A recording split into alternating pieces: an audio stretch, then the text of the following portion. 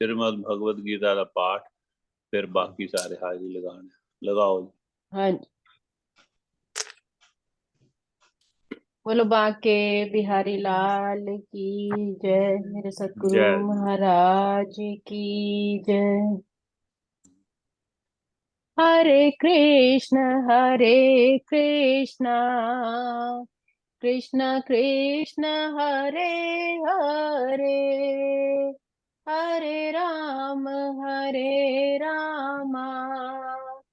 राम राम हरे हरे, हरे कृष्ण कृष्ण कृष्ण हरे हरे, हरे हरे राम राम हरे राम राम राम राम हरे हरे, हरे कृष्ण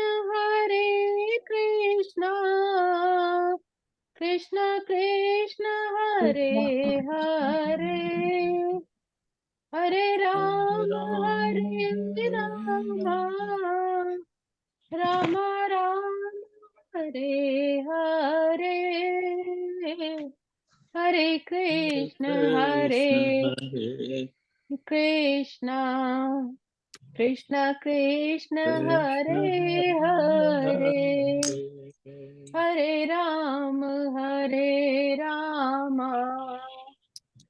राम राम हरे हरे। वसुदेव सुतं देवं कंस चाणूरमर्दनं, देवकी परमानन्दं कृष्णं वन्दे जगद्गुरुं, कृष्णं वन्दे जगद्गुरुम्। ॐ श्री परमात्मने नमः।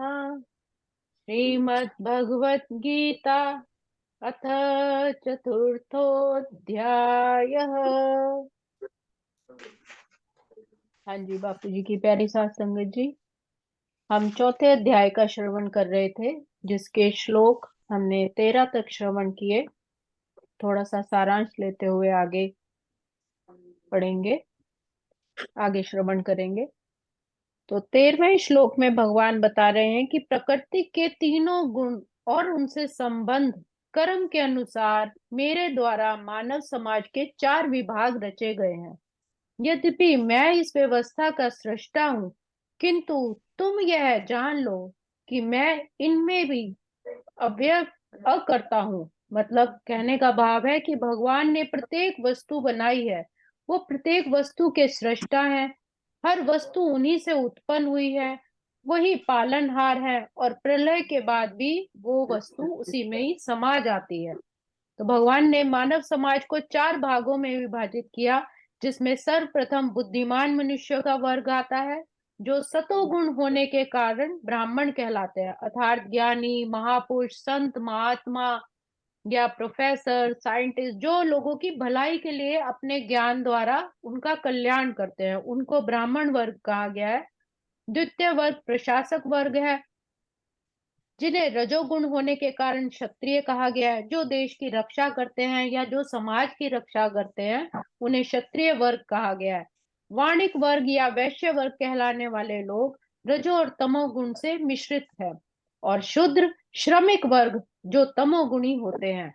बाद में श्रमिक वर्ग आता है, जो तमोगुणी कहा गया है। भगवान ने मानव समाज के इन 4 विभागों की सृष्टि करने पर भी भगवान इनमें से किसी भी वर्ण में या किसी भी जाति में नहीं आते, क्योंकि वे उन बुद्धिजीवों में से नहीं है जिनका एक अंश मानव समाज के रूप में है। क्योंकि ये सारे, भगवान कह रहे हैं कि ये सारे वर्ग, ये सभी जातियां मानव समाज का एक अंश है, और मैं इन सब में नहीं हूं। मानव समाज भी किसी अन्य पशु समाज के तुल्य है। भगवान कह रहे हैं कि ये मानव समाज भी पशु समाज के जैसा ही है, किंतु मनुष्य को पशु स्तर से ऊपर उठाने के लिए वर्णाश्रम की रचना की गई है। मतलब भगवान ने बुद्धि विवेक दिया है, जिससे वो एक मैच्योरिटी वाली, वर्णाश्रम कहा है कि जो वृद्धावस्था आती है, लेकिन यहाँ वृद्धावस्था का मतलब है कि मैच्योरिटी, अपने विवेक से, बुद्धि से, पशु के स्तर से ऊपर उठकर मनुष्य सोच सके, और इस सोच के कारण ही वो क्रमिक रूप से कृष्ण भावनामृत विकसित हो सके, अर्थात भगवान का भजन सिमरन कर सके। कहने का भाव ये है कि जिसे हम जाति या जात पात समझते हैं, वो मनुष्य के गुण, कर्म, धर्म पर ही आधारित होता है। और कभी कभी ऐसा हो जाता है समाज में कि माता पिता तो अच्छे गुण वाले होते हैं, किंतु उनकी संतान उतने अच्छे गुण वाली नहीं होती। जैसे हम अगर अपना इतिहास में देखें तो कंस के पिता उग्रसेन बहुत ही धर्म का पालन करने वाले थे, बहुत बड़े विद्वान थे, लेकिन उनकी संतान कंस बहुत ही अत्याचारी, क्रूर थी। और इतनी क्रूर थी कि जब वो शिकार पर, अपने पिता को तो उन्होंने बंदी बना के जेल में डाल ही दिया था और स्वयं राजा बन गए थे। और इतने क्रूर स्वभाव के कंस था कि जब वो शिकार के लिए जाता था तो शिकारी की वो आंख में तीर मारना उनको बड़ा पसंद था, कि जिससे वो तड़पता हुआ उस जानवर को तड़पता हुआ देखें। उनको बड़ा आनंद आता था कंस को कि ये जीव कैसे तड़प रहा है। तो मतलब भगवान कह रहे कि जिसकी प्रवृत्ति, जिसकी सोच इतनी बुरी हो, वो कितना अधर्मी, कितना दुष्ट होगा। इसीलिए भगवान श्री कृष्ण ने उसका वध किया। तो यहाँ पर कहने का भाव यही है कि कृष्ण के विभिन्न अंश तथा राम, नरसिंह, वरा आदि का ज्ञान सम्मिलित रहता है। ये सभी भगवान के ही अंश है। और जिस तरह कृष्ण मानव समाज के इस चतुर्वर्ण्य प्रणाली से परे हैं, भगवान किसी भी वर्ण, किसी भी जाति इसमें नहीं आते, उसी तरह कृष्ण भावना भावित व्यक्ति भी इस चातुर्वर्ण्य प्रणाली से परे रहता है। जो परमात्मा का सच्चा भक्त हो जाता है, जिसे अध्यात्म का ज्ञान हो जाता है, वो भी फिर किसी जात पात में नहीं रहता, वो भी परम पिता समान ही हो जाता है, चाहे हम इसे जाति का विभाग कहें, राष्ट्र या संप्रदाय का कहें। अब आगे के श्लोक। न मां कर्माणि लिम्पन्ति न मे कर्म फले स्पृहा इति मां योऽभिजानाति कर्मभिर्न स बध्यते। भगवान कह रहे हैं कि मुझ पर किसी भी कर्म का प्रभाव नहीं पड़ता, ना ही मैं कर्म फल की कोई कामना करता हूँ।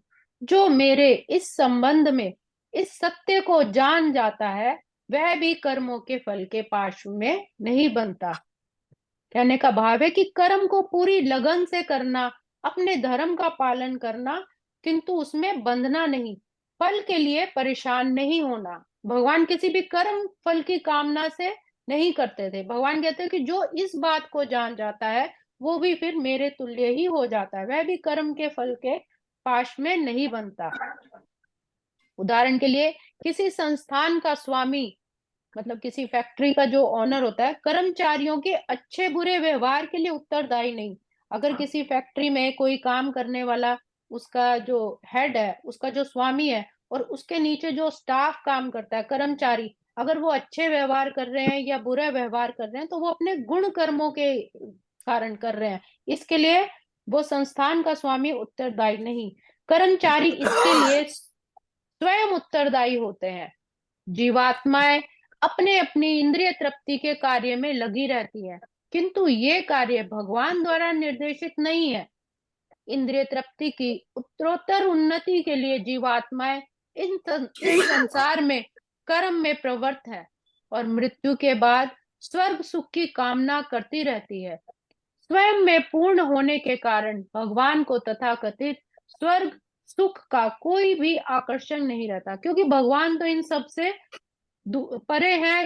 ये चीजें सिर्फ सांसारिक व्यक्तियों के लिए ही है कि इंद्रिय तृप्ति के लिए कार्य किया, सुख के लिए, स्वर्ग प्राप्ति के लिए कार्य किया। लेकिन जिसे उस तत्व का ज्ञान हो जाता है, परमात्मा का ज्ञान हो जाता है, तो फिर उसे ये चीजें आकर्षित नहीं करती। स्वर्ग के देवता भी उनके द्वारा नियुक्त सेवक हैं। भगवान कह रहे हैं कि स्वर्ग के जो देवता हैं, वो भी उस परमपिता परमेश्वर ने ही नियुक्त किए हैं। पृथ्वी पर उगने वाली विभिन्न वस्तुओं के उगने के लिए वर्षा उत्तरदायी नहीं, यद्यपि वर्षा के बिना वनस्पति भी नहीं उग सकती। प्राणियों की भी अनेक जातियां होती हैं। देवता, मनुष्य, निम्न पशु और ये सब पूर्व शुभाशुभ कर्मों के फल भोगने के बाध्य हैं। मतलब अपने अपने कर्मों के अनुसार ही उन्हें ये देह मिली है। भगवान उन्हें ऐसे कर्म करने के लिए केवल समुचित सुविधाएं तथा प्रकृति के गुणों के नियम सुलभ कराते हैं। भगवान उन्हें सभी सुविधाएं प्रदान की है और उन्हें प्रकृति के गुण मिले हैं, किंतु वे उनके किसी भूत तथा वर्तमान कर्मों के लिए उत्तरदायी नहीं है। कहने का भाव है कि भगवान सिर्फ रास्ता दिखाते हैं। सब हमारे जो भी गुरबानी है, रामायण है, महाभारत है, जितने भी ग्रंथ हुए उसमें सभी हमारे संत महापुरुष हमें सिर्फ रास्ता दिखाते हैं कि ये रास्ता है, अगर झूठ बोलोगे, निंदा करोगे, चुगली करोगे तो ये होगा, और सत्कर्म करोगे, अच्छे मार्ग पे चलोगे तो ये होगा। लेकिन उनका चुनाव करना हमारे हाथ में है। भगवान किसी भी जीव के प्रति पक्षपात नहीं करते। जो व्यक्ति इस कर्म नियम की सारी बारीकियों को भली भांति समझ जाता है, वह अपने कर्मों के फल से प्रभावित नहीं होता। दूसरे शब्दों में, जो व्यक्ति भगवान के इस दिव्य स्वभाव से परिचित होता है, वह कृष्ण भावनामृत में अनुभव होता है, उसे ही परमात्मा की अनुभूति होती है। जो व्यक्ति भगवान के दिव्य स्वभाव को नहीं समझता, उसके कर्मों को नहीं समझता और सोचता है कि भगवान के कार्यकलाप भी सामान्य व्यक्तियों की तरह कर्म फल के लिए होते हैं, वे निश्चित रूप से ही कर्म फलों में बंध जाते हैं। इसलिए भगवान से ये कभी ना कहें कि सब अच्छा करें, बल्कि अपने ही कर्मों को इतना अच्छा करें और बाकी शेष प्रभु पर छोड़ दें। अगला श्लोक। एवं ज्ञात्वा कृतं कर्म पूर्वैरपि मुमुक्षुभिः कुरु कर्मैव तस्मात् त्वं पूर्वै पूर्वतरं कृतम्। आगे भगवान समझा रहे हैं कि प्राचीन काल में समस्त मुक्त आत्माओं ने मेरी दिव्य प्रकृति को जानकर ही कर्म किया। मतलब प्राचीन काल में जितने भी संत महापुरुष हुए हैं, सबने मेरे इस दिव्य प्रकृति को समझा, जाना और उसी के हिसाब से कर्म किए। इसलिए तुम्हें चाहिए कि उन्हीं के पद चिन्हों का अनुसरण करते हुए अपने कर्तव्य का पालन करो, अपने धर्म को निभाओ। यहाँ पर भगवान अर्जुन को सलाह दे रहे हैं कि वे भगवान के अन्य पूर्व शिष्य सूर्यदेव, विवस्वान के पद चिन्हों का अनुसरण करते हुए कृष्ण भावनामृत में कार्य करे, अर्थात हर काम भगवान को अपना समर्पित करते हुए कार्य करे।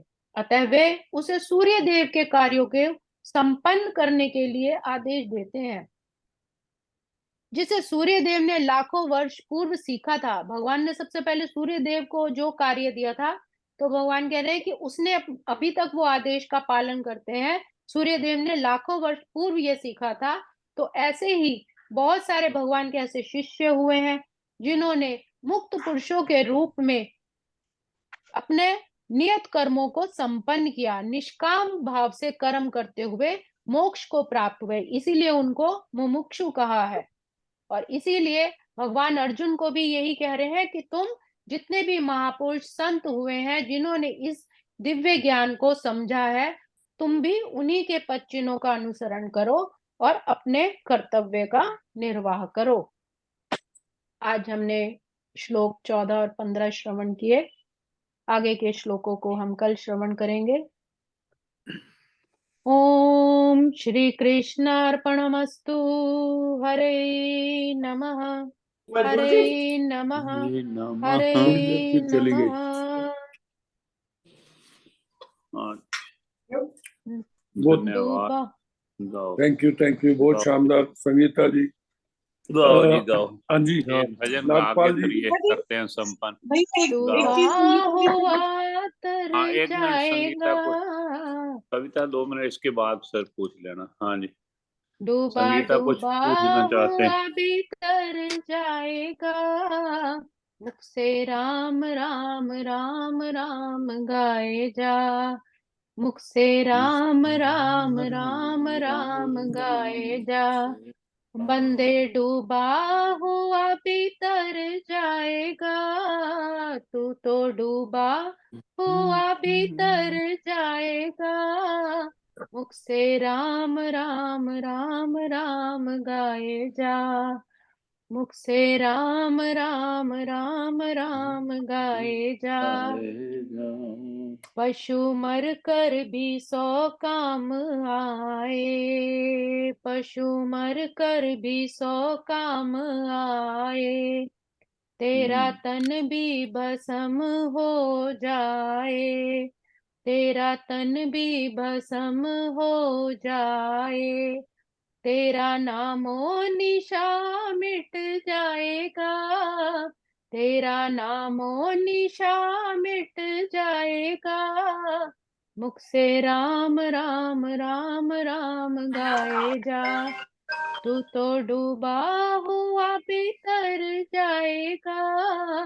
मुख से राम राम राम राम गाए जा। राम नाम से पांचों बैरी मर जाते, राम नाम से पत्थर भी तर जाते।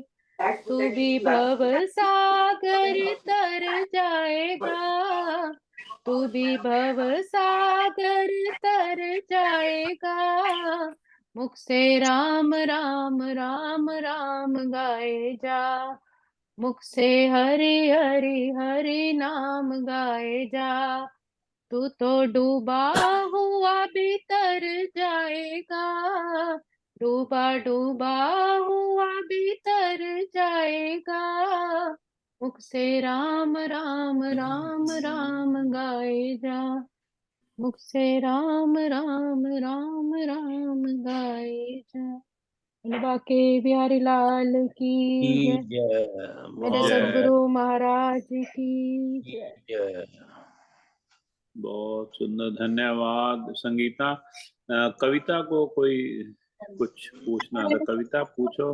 दस्ती से हार्ट तक जाती है, बहुत मुद्रा कैसे करते थे जब हाँ ओम जी, का उच्चारण करते थे ना, इन्होंने एक मुद्रा तो बताई थी भी हार्ट तक जाती, वो वाली मुद्रा बताना एक।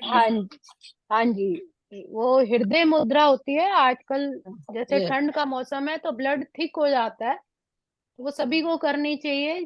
पहली वाली उंगली अंगूठे की गद्दी में, और सेकंड और जो थर्ड है वो अंगूठे की टिप पर, और छोटी वाली फिंगर बिल्कुल सीधी ऐसे। मैं एक बार दोबारा बता देती हूँ। हाँ जी, शुक्रिया संगीता जी। पहली वाली उंगली, फर्स्ट वाली फिंगर अंगूठे की गद्दी पर, सेकंड और थर्ड की टिप अंगूठे को छूती हुई, और थर्ड वाली जो सबसे छोटी वाली है, सेकंड और थर्ड को टच करके जो सबसे छोटी है उसको सीधा रखना है। दोनों हाथों की ऐसी, फर्स्ट वाली फिंगर अंगूठे की गद्दी पर, सेकंड और थर्ड और अंगूठे की टिप, और सबसे लास्ट वाली सीधी। जब भी खाली समय मिले इसी मुद्रा में, हृदय मुद्रा में बैठे और गहरे लंबे श्वासों का अभ्यास जरूर जरूर सब करें। आराम से गहरा श्वास। संगीता दीदी बड़े सालों से बात करती हूँ ये मुद्रा। बहुत अच्छी बहुत बात है, बढ़िया। बहुत अच्छी तो बात है। संगीता डॉक्टर ने आप बोला अभी था करवा हार्ट ही का दो, पंप बात नहीं सुनो। है। तो 5 मिनट ना नाम ओम नाम का जाप करवा ही दो, और ये गहरे सांसों का भी बड़ा असर है। और ओम नाम से कितनी ही तकलीफें दूर हो जाती हैं, ये मैं उस दिन भी एक और भी सुन रहा था किसी को, संत को। तो ये ओम हाँ नाम जी, का उच्चारण बहुत जरूरी है, हम रोज किया करें तो ये बहुत अच्छी बात। और इसके बाद फिर संगीता जी आपको सभी अपना अपना वीडियो ऑन कर लें। संगीता जी ने एक बड़ा सुंदर इनको स्वप्न आया, बापू श्रद्धाराम जी के बारे में एक बताएंगी। तो आप पहले ओम नाम का जाप करा दो, तब तक आप सारे वीडियो अपना ऑन कर लो और इनके सुनो, इनके स्वप्न के बारे में। हाँ हाँ जी, तो कल रिकॉर्ड नहीं हो पाया था, समय हम दोबारा। को देखते हुए 7 बार ओम का उच्चारण करेंगे। और ठीक है। ओम का उच्चारण 3 भागों में होना चाहिए। पहले और म पर समाप्ति होनी चाहिए। ओ कोशिश करना है ओ से स्टार्ट करके ओ और म, क्योंकि ये ब्रह्मा विष्णु महेश का माना जाता है, जो हमारे शरीर में ही तीनों विद्यमान है। तो कोशिश वाह, करनी है कि इस तरह मतलब उच्चारण करना है। हृदय मुद्रा में बैठे, कमर गर्दन बिल्कुल सीधी, नेत्र कोमलता से बंद, दोनों हाथ हृदय मुद्रा में, कमर और गर्दन बिल्कुल सीधी, कोई डीप झुक कर ब्रीदिंग। ना बैठे। डीप ब्रीदिंग जी। करवाओ, डीप ब्रीदिंग। गहरा गहरा लंबा श्वास भरेंगे, कुछ क्षण श्वासों को होल्ड करेंगे, धीरे धीरे पूरा श्वास बाहर। अब ओम के उच्चारण के साथ ऐसे ही करेंगे, गहरा श्वास भरेंगे,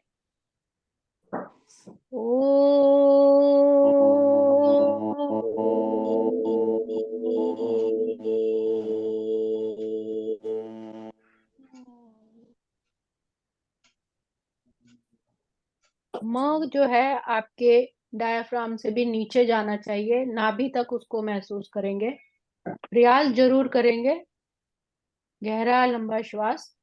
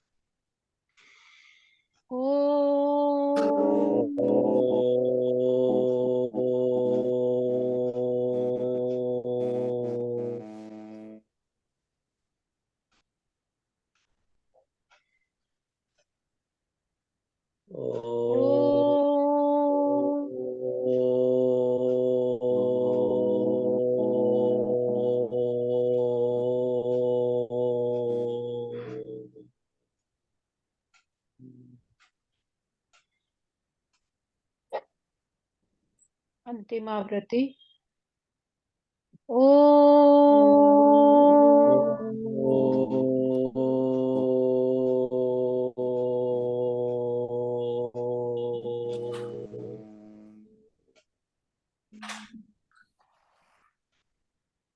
अभी कोई भी अपने नेत्र नहीं खोलेगा। 2 मिनट ध्यान परमात्मा के चरणों में।